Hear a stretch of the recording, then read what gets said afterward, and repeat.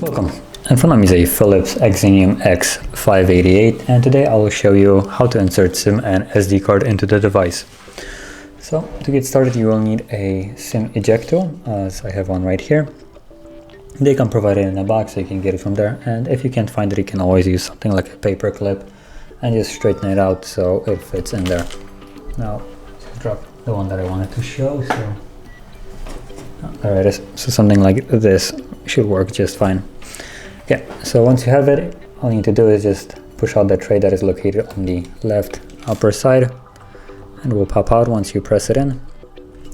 Take it out all the way, and you can from here put the SIM card, like so.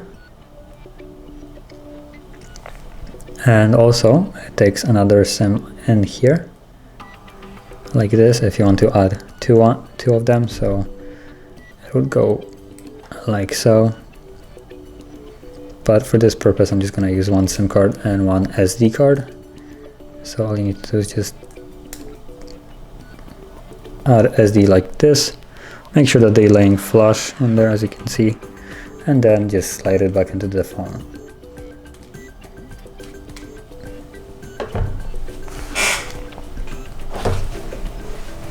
And you just put in the pin for the SIM card,